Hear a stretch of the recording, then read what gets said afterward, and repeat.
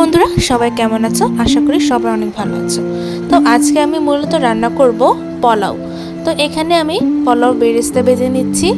বেরেস্তার মধ্যে আমি হালকা একটু নুন দিয়ে দিলাম। এরপরে এগুলোকে ভালো করে নাড়িয়ে চাড়িয়ে ভেজে নেব। তো দেখো এখানে বাদামি বাদামি হয়ে গেল পেঁয়াজগুলো। তো এগুলো আমি বেশি লাল করব না, একটু হালকা বাদামি হলেই আমি একটা বাটিতে এগুলো নামিয়ে রাখবো। তো আমি আলাদা করে এবার আলুগুলো ভেজে নেব। আলুগুলো আমি লবণ আর হলুদ মেখে রেখেছিলাম একটু আগে। তো এগুলো আমি একটু ভেজে নিচ্ছি, কারণ আমি এখন যদি এগুলো একটু হালকা ভেজে রাখি তাহলে এগুলো খুব সুন্দর সফট হয়ে যায় এবং সিদ্ধ হয়ে যায়। তো আমি এক পাশে বেগুনি ভেজে নিচ্ছি।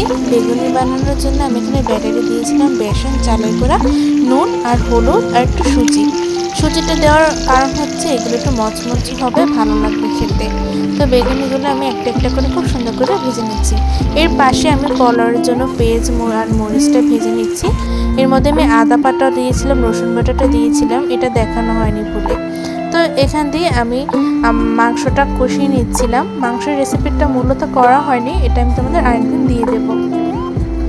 তো এখানে আমি দুধ দিয়ে দিচ্ছি জলের উপর, জলের ভিডিওটা নেওয়া হয়নি ভুলে। তো এখানে তোমরা যত কাপ চাল নেবে এর একটু বেশি জল দিয়ে দেবে।